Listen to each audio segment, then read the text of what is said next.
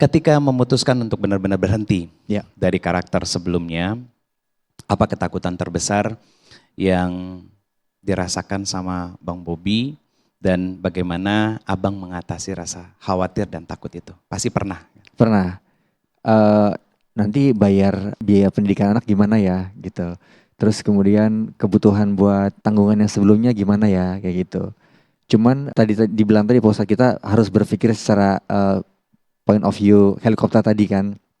Ini pasti ada rezeki di depan yang harus saya cari nih, gimana nih. Sempat lihat juga kan kajian online yang optimalkan apa yang kamu punya gitu. Sebenarnya kita tuh semua di sini dari zaman dulunya Allah udah spill gitu. Iya. Kayak lu tuh bakatnya di sini, bisanya begini, lu harus begini. Nanti endingnya lu ngambil keputusan seperti ini. Udah punya resortnya. Resortnya. Kayak aku gitu. Sempat kan kita dipindahkan ke kampung, saya dan ibu yang memang akses ke kota jadi jauh. Mau silaturahmi ke teman juga jauh, susah. Terus saya punya hewan-hewan ternak, saya ngobrol sama ibu. Kita ternak aja yuk, kata mama. Jangan, soalnya lama, 3 bulan, 4 bulan baru kita panen. Saya pikir lagi, oh ya kan saya perhotelan dulu, saya kan bisa masak gitu. Even itu kata ibu saya, jangan, nanti di sini yang beli susah, daya beli masyarakat susah. Tapi saya yakin, ini pasti Allah kasih saya kemampuan, ini pasti akan ada nih, bisa nih. Kita coba aja mah, coba. Oke deh kalau gitu kita mulai. Makanya saya buka warung minuman kecil-kecilan doang tuh buat anak tetangga kanan kiri. Tapi Masya Allah dalam kurun waktu 2 bulan tiba-tiba dibuat rame yang saya nggak expect. Ini kan viral, saya pikir emang viral ya, saya bilang. Oh viral gimana sih? Saya nggak tahu. Ternyata datang dari Cilegon, dari Makassar, dari oh gitu. Jadi sekarang apa yang tadi Pak Ustadz bilang, saya udah di fase yang pokoknya ini Allah lagi atur hidup saya. Allah lagi sayang-sayang sama saya, jadi saya harus terima apapun itu. Bahkan di satu hal yang tidak menyenangkan pun ternyata ada baik di balik itu gitu loh. Udah ada di posisi itu.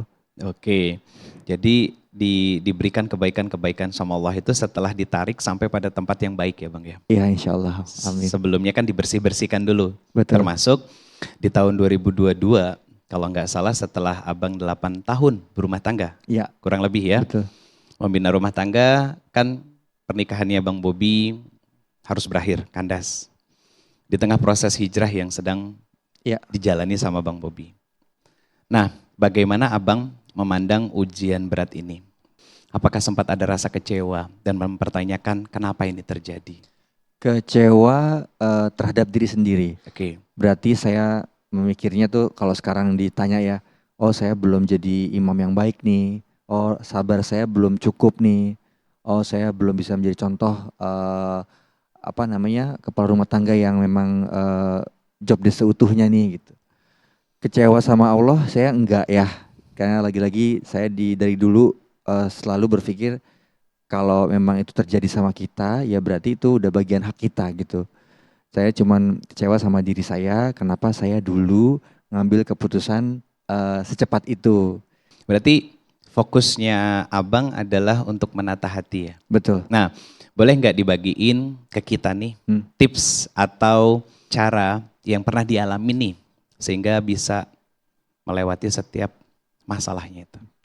Oke, jadi tipsnya yang pertama adalah ada 3 ya, bersyukur, terus selalu husnuzon, terus yang ketiga belajar mencari hikmah Pak Ustadz dari apa yang terjadi.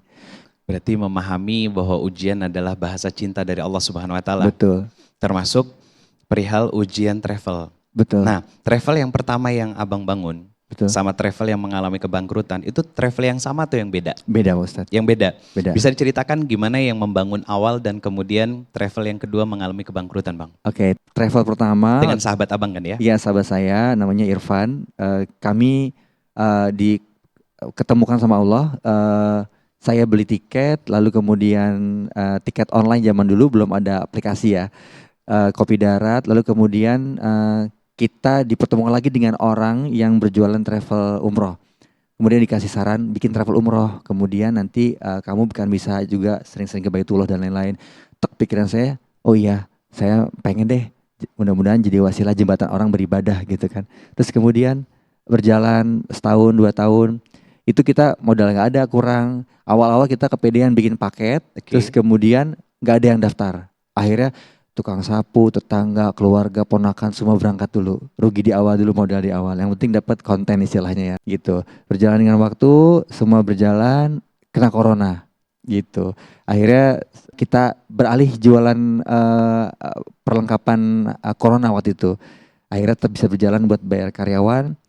Kemudian saya pamitan loh, karena saya pengen berkembang juga, saya fokus juga bagaimana pada saat itu kalau kita lagi ada masalah keluarga, pasti kan pengennya menyendiri, muasabah gitu kan.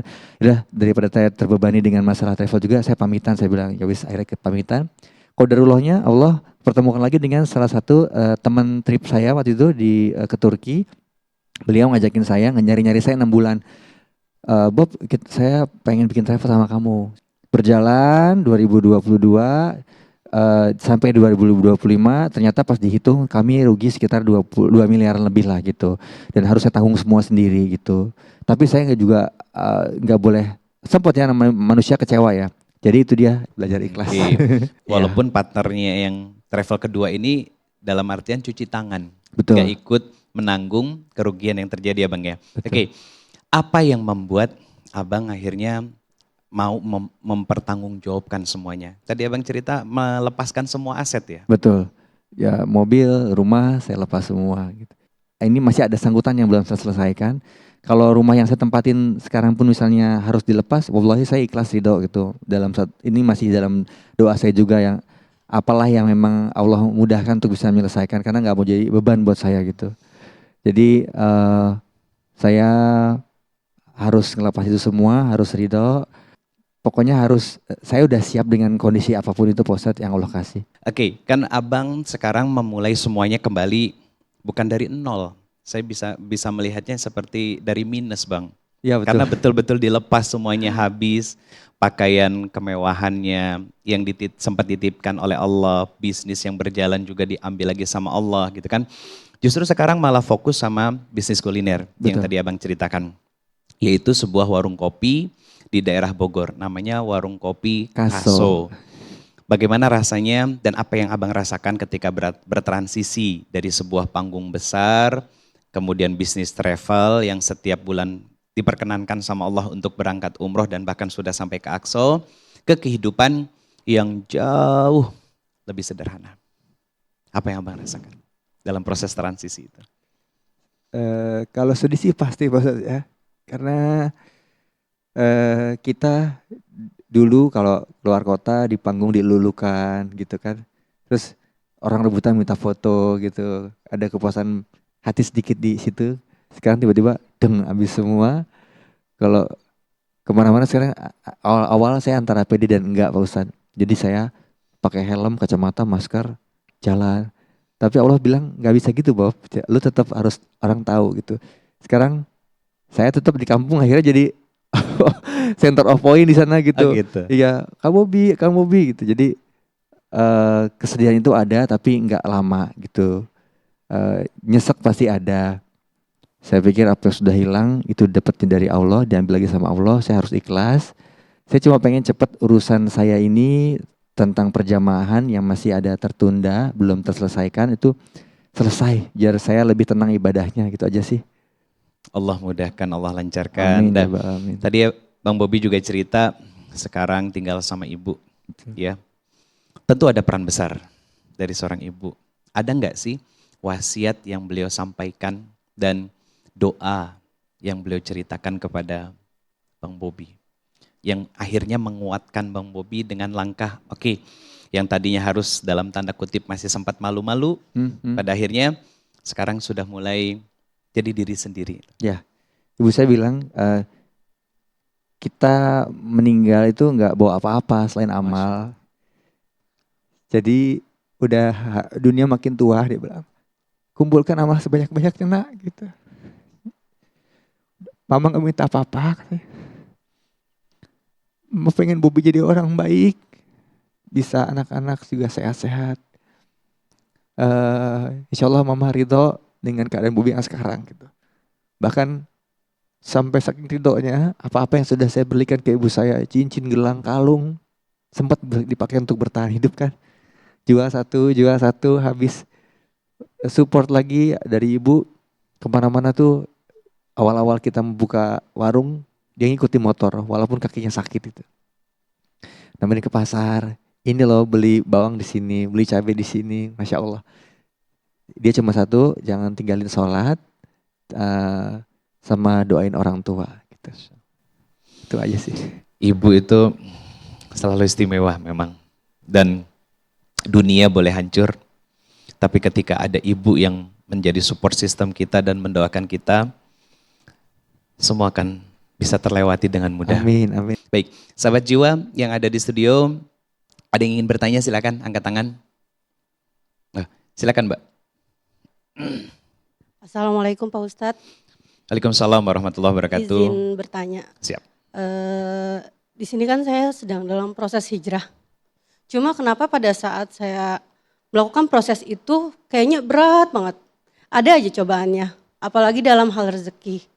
Gimana sih caranya biar kita yakin kalau misalnya hijrah itu bukan sumber dari masalah itu, masalah dalam keterpurukan itu. Oke. Baik, terima kasih. Ini berkaitan dengan hijrah dan rezeki. Allah berfirman, "Wa ma yuhajir fi sabilillah yazid fil ardi muraghaman katsira wasa'." Orang yang berhijrah di jalan Allah, nanti Allah cukupkan kehidupannya. Nah, itu bahasa sederhananya kurang lebih seperti itu. Kamu berubah minaz zulumati ilan nur, dari kemaksiatan, dari kegelapan, semuanya dibersihkan dulu. Seperti Bang Bobi tadi. Harta-harta yang pernah kita dapat dari jalan-jalan yang gak diridhoi oleh Allah Subhanahu wa taala itu dibersihkan. Hebatnya Allah ketika kita hijrah, mungkin harta dibersihkan dan tidak langsung diganti dari apa yang Allah ambil itu. Makanya ada kesan begini, hijrah kok miskin, kan gitu. Ada tuh kalimat-kalimat seperti itu. Katanya hijrah kok miskin, dihabisin dan lain sebagainya. Sekarang gak punya apa-apa. Karena memang mereka gak tahu. Yang tahu tuh kita. Sebagaimana baik sangkanya Bang Bobi tadi bahwa ya ini waktunya untuk dibersihkan sama Allah Subhanahu wa taala. Tapi ketika kita sadar bahwa apa yang kita peroleh selama ini kotor dan kita sedang membersihkan diri dan Allah nggak mau kita kembali kotor karena memakan harta-harta yang kotor itu, maka diambil semuanya sama Allah Subhanahu wa taala dan dibersihkan agar kinclong seperti gelas-gelas di meja ini untuk siap dimasukkan air-air yang jernih. Syaratnya takwa dan terus mendekat kepada Allah Subhanahu wa taala. Biarin kalau orang bilang, kenapa? Oh kamu kok gini, oh kamu kok gitu, biarin. Jangan peduliin apa kata orang. Kenapa? Kita tidak akan dihisab oleh Allah tentang ucapan, sikap, perilaku orang ke kita. Tapi kita akan dihisab oleh Allah tentang sikap, ucapan, perilaku kita kepada orang lain. Justru malah bersyukur kita. Apa?